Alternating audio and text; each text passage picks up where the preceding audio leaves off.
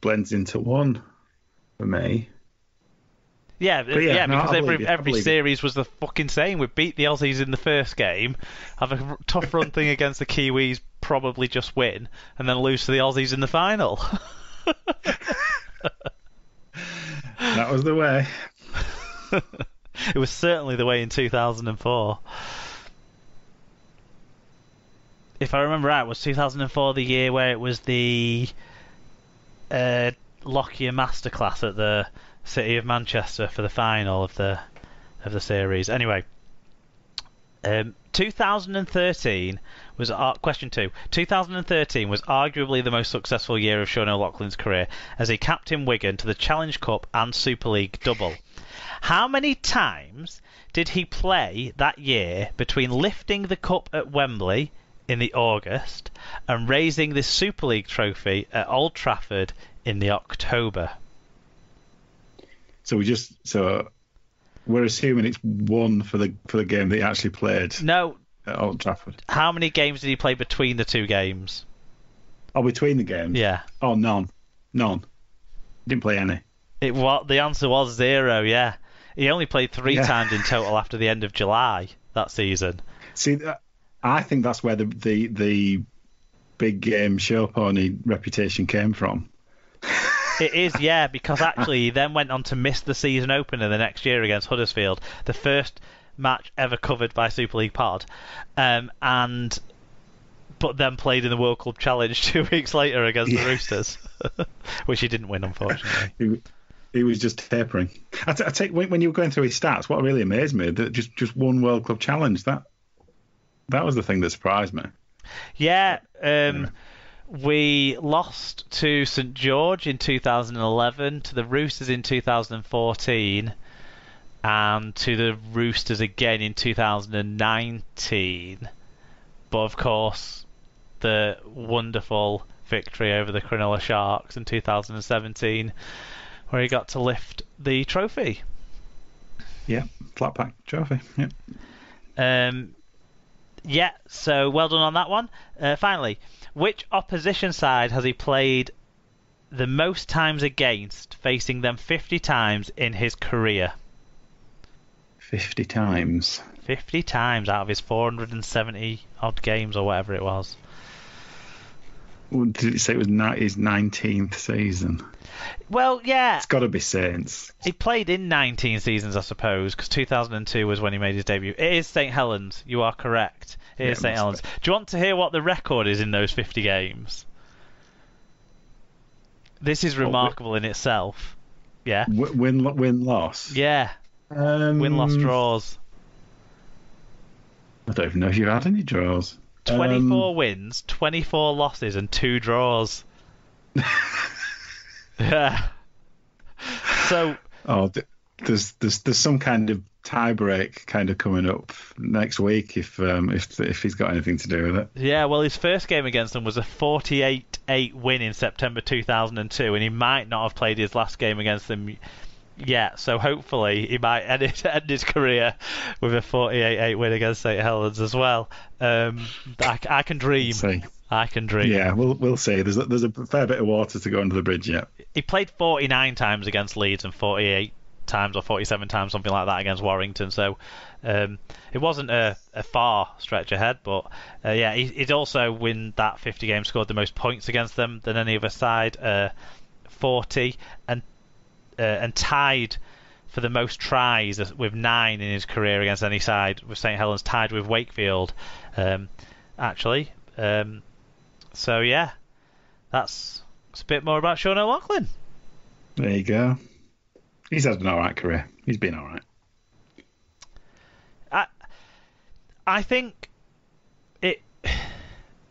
that's obviously a deliberate understatement, but when I look back in years to come of like players who've made an absolute like indelible impression on my sporting life, and I'm sort of supporting life, and I'm not just talking in rugby league, I'm talking across the board, he would be right there at the top.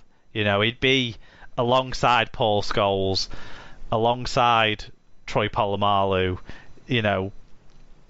alongside Glenn Chappell or someone like that from Lancashire.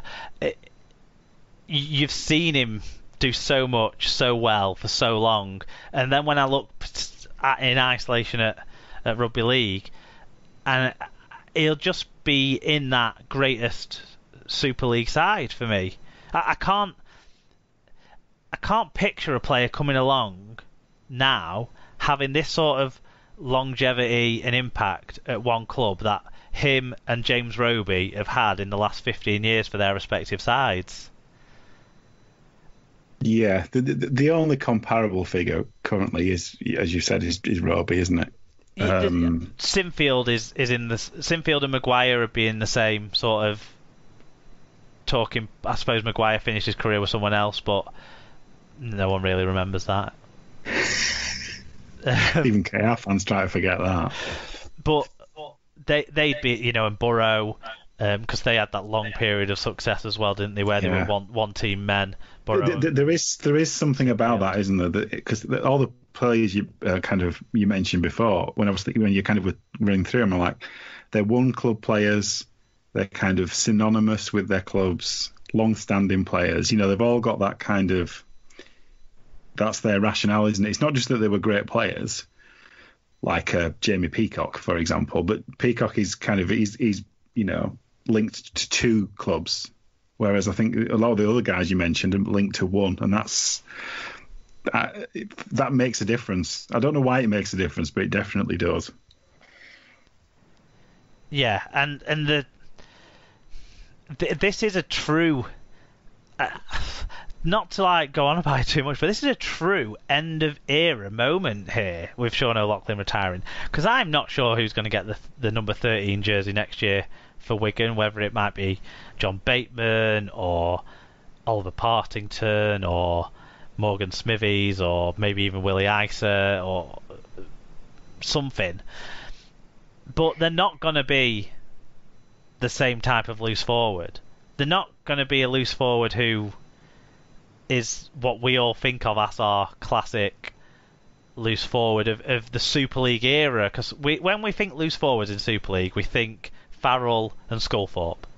We still do now, 15 years after either of them played in sort of it meaningfully in Super League. I suppose Sculthorpe maybe went on a year or two after Farrell went to Union, didn't he? But we still think of those two players, and Sean O'Loughlin's the only player who plays like they played, who could have played played a season at 6 and been influential, or played a season at 8 and been influential, almost. Could have played, 11, 12, 13 internationally, and did do, and been one of the best players on the pitch, whichever one of those, and made an influence on the game, whichever one of those back row positions he played in. It definitely feels like he's the last of a breed, because the young players who are coming up in that position, their bodies they've been trained differently, aren't they? The Morgan Knowles of this world and stuff. Yeah. They're different. Joe Cater. Yeah, they're different shapes, and they've just got they're literally trained in a different way. And there's probably a lot in the O'Loughlin kind of being how he was because of the system that he came through at. The strength of loose forwards at Wigan. For decades, do you know what I mean? That's that's one from 1985, really. Yeah. Oh God, we've turned everybody off now. You know that, don't you? But I remember, indulge me. I remember, because I do this for everyone for free every week, so indulge me. I remember lots of different things about Sean O'Loughlin's career. I remember being a bit surprised when he was appointed captain, when he was only about 22, 23 maybe, and he'd had pretty much a year out just before that, and I was a little bit surprised.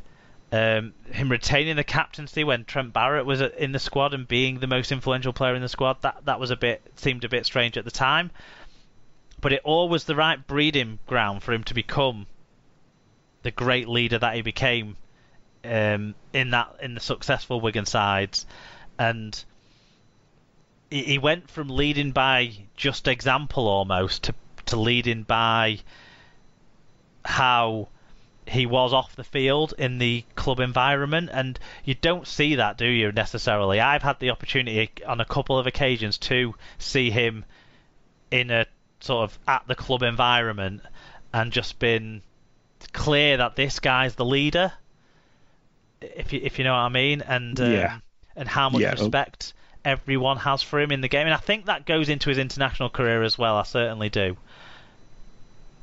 Because it's easy to forget, isn't it, when he came through at Wigan, like you were at the tail end of a period of success, and you were, when he was kind of establishing himself, you were in your, call it the wilderness years. Do you know what I mean? With some call it the Basel years, yeah, or the Basel months.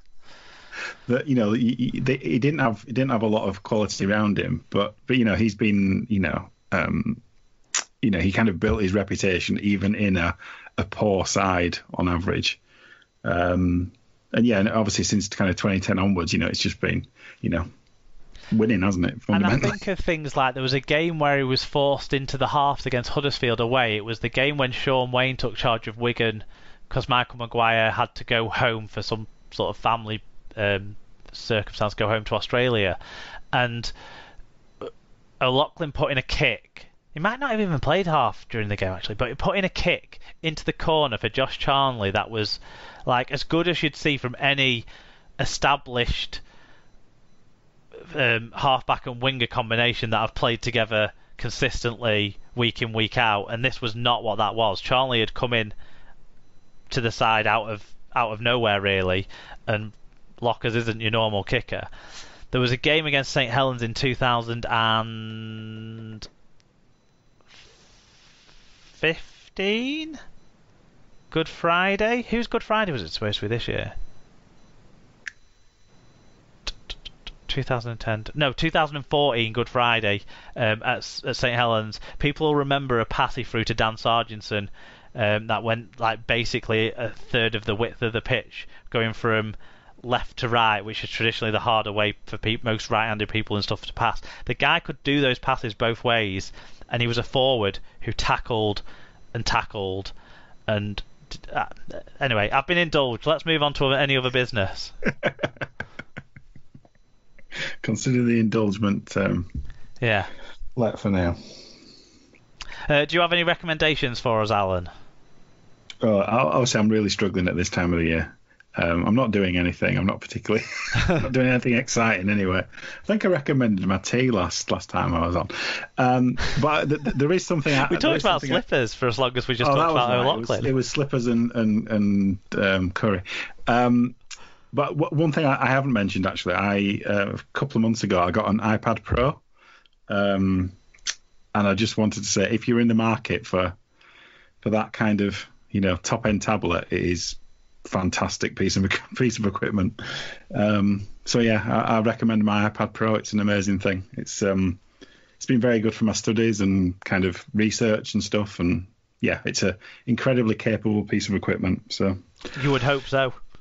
Yes, it cost a pretty penny, but it was worth every penny. Fair enough. I'm going to recommend a TV program. It was one that when it was advertised on Sky, I was like, I don't know if that's going to be good or not, but it hooked me in just enough to try it. And it's The Undoing on Sky, and it's the one that's got Hugh Grant and Nicole Kidman in it. Yes. And it's fantastic. I don't know if it's fantastic. Like, it might not be if it's not affected you, but it's really affected me. It's like it totally like consumed me, the first couple of episodes of it when I watched them, and Emma was the same as well. Just the way it was set up, you knew from the trailers that it was some sort of rich people murder mystery scandal type situation. But the way the first episode was set up, you'd kind of forgotten that, and you were like, is it meant to be a comedy? Is it what's going to happen here, sort of thing? And then the last section of the first episode, it takes the turn that it then goes on, and just the way it's been shot, the way it's been